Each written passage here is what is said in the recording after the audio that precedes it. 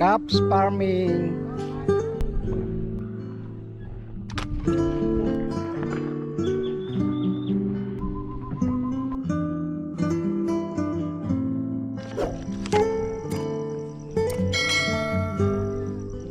Ayan, magandang umaga mga ka-farmers. So nagpapalinis po tayo nitong ating repolyo. Ang kasama ko po ay si Mac at saka anak ni paring Alex, magpapandesal. So yan po yung mga kasama ko. So pagkatapos po nilalagyan na rin po ng abono ni Mac. Ayan, para mabilis pong lumago. Pagka tapos po ng maglinis ng repolyo, ayun naman singkang itatransplant po namin para gumanda na rin kasi madamo. So ngayon naman ay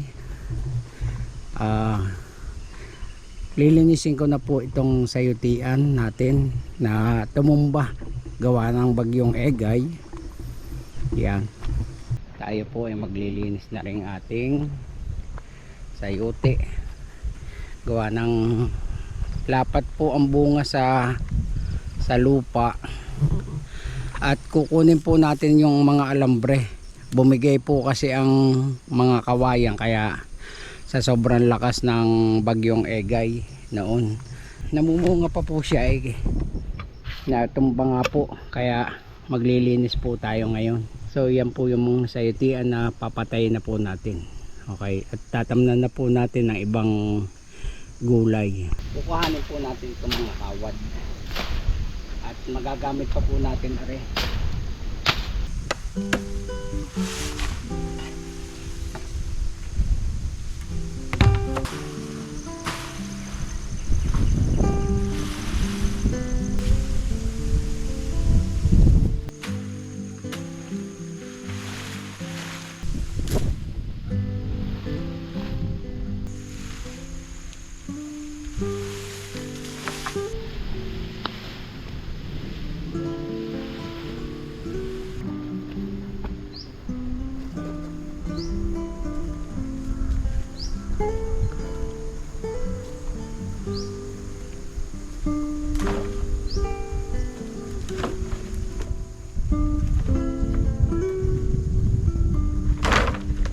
So yan po mga ka-farmers, natapos na pong gamasa ng repolyo.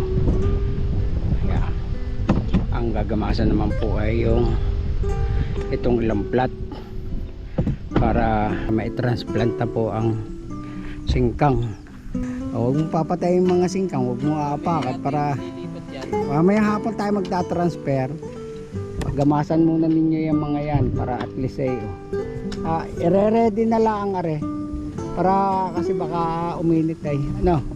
Yan, si Allen po ay anak ni paring Alex. Abalin sipag po niya mga yang pamilyang yan.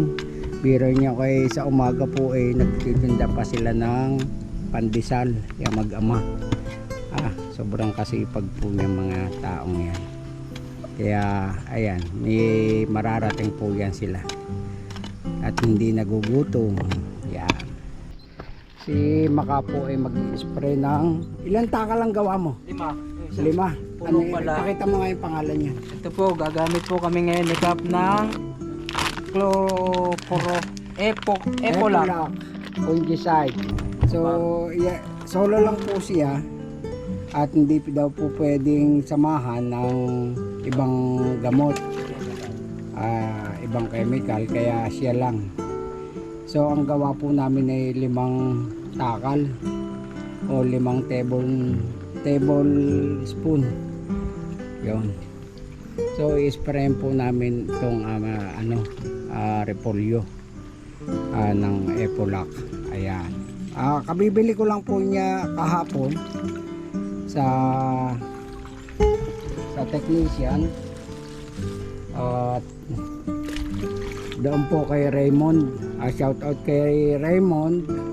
So meron din po siyang pasample sa atin ng mga gamot na insecticide gaya po ng Salvatec. Raymond po ng Seno Agro. Ayun. Kaya meron din po siyang pasampol pa rin ng boka. Sample lang po ito mga, ito po fungicide din to. Pagkatapos po namin mag-spray ni Mac ng fungicide na yon ng kapya, ay sprayin po naman namin ulitin po siya ng insecticide. So ang gamit po namin naman ng insecticide ay ito, Durabas. Yan, insecticide po yan. Sample po sa akin. Tsaka po itong Mano Green ni JR. So yan po yung foliar. At ito naman yung Dayan Evolution. Ito po ibigay ni Sir Vince. Yan. Okay.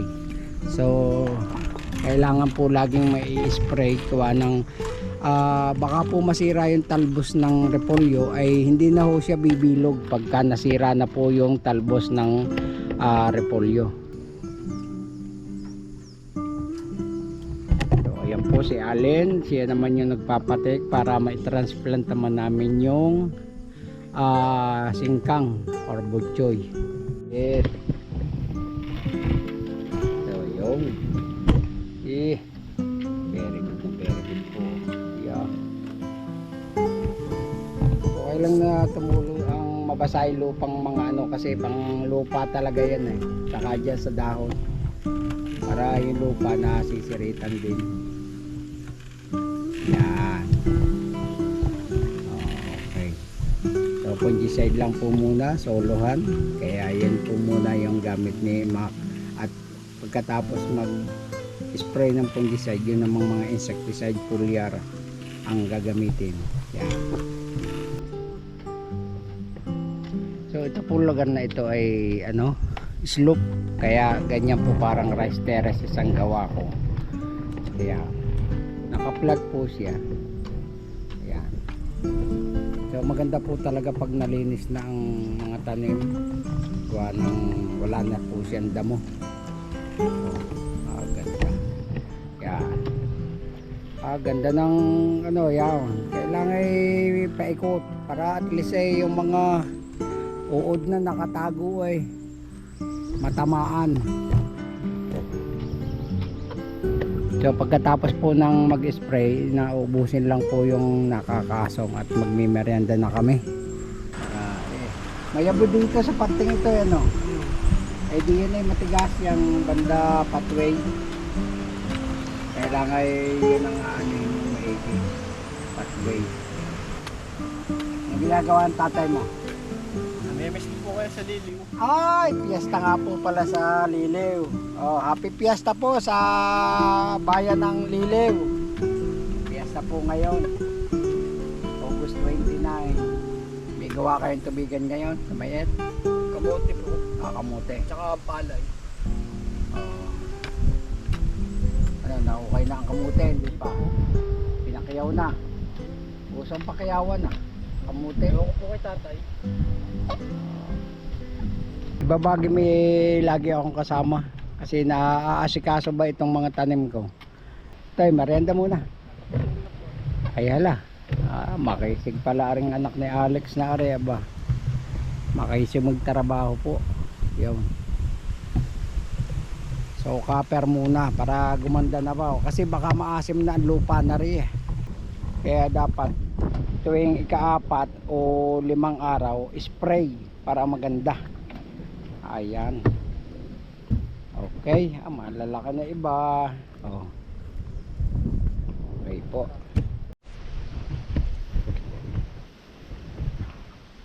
Arianda po kayo.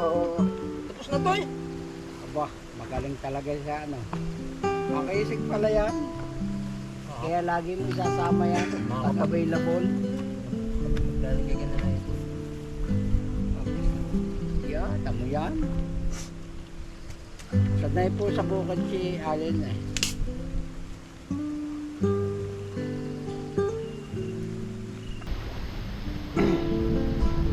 Ayan po. Start na po kami maglagay ng ipot.